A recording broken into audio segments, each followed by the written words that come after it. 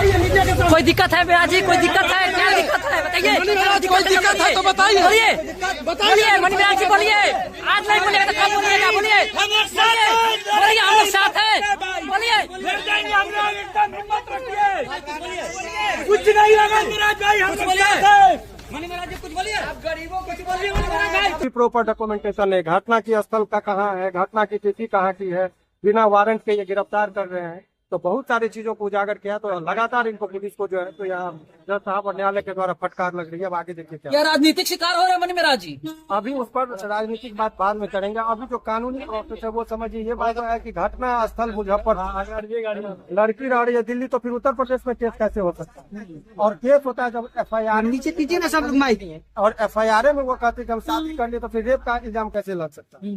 तो ये पुलिस का तो मनमानी पर तरीके से हो रहा है इसमें, और पुलिस भी कर रही है। दिख रहा है स्पष्ट FIR से ही कि कहीं न कहीं राजनीतिक दबाव में या किसी के दबाव में आकर इस तरह की घटना को अंजाम दिया। क्या मणिमराज जी को पुलिस लेकर उत्तर प्रदेश में चली जाएगी? क्या होगा मणिमराज जी के साथ, क्या होगा? सर जो SCM साहब है वो बारीकी से चीजों को देख रहे हैं। क्या यूपी ले जाने से रोक पाएंगे सुमन भारती जी? नहीं, यूपी का चूंकि केस वहाँ का है तो वहाँ तो जाना ही पड़ेगा। अभी तक तो रोका, रात में ही लोग चाह रहे थे कि संडे का वक्त रहेगा, थाना पे रह के बहुत ज्यादा टॉर्चरिंग होता है, बहुत सारी बातें होती है। पुलिस का दिन ज्यादा से ज्यादा समय जो संडे का मतलब उसको टॉर्चर होना, तो इसको तो हम लोगों ने रोक ही लिया। अब जो एक प्रक्रिया अब इनको लेके जाएंगे, वहाँ से बेल होना है। वही जज साहब बोले हैं कि यहाँ से तो टारगेट डिमांड होना है। बेल तो वहाँ से आप उसमें भी डॉक्यूमेंटेशन पूरा पर नहीं दे रहे हैं।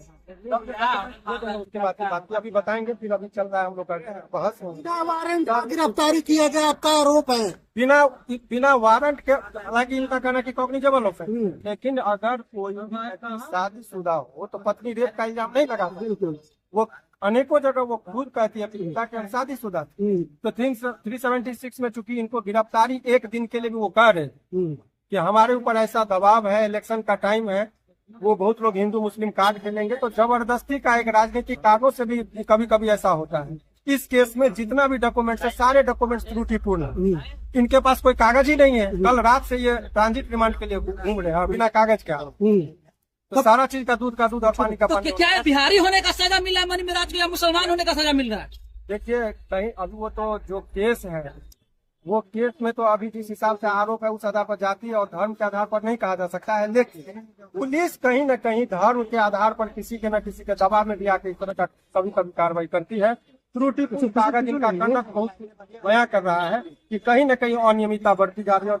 वो अनियमितता का कारण कुछ भी हो सकता है, दबाव हो सकता है, किसी को खुश करना होता है, कोई कहीं वो पैसा लेके भी बात होता है। तब क्या है नहीं मणिमराज जी अभी बिहार में ही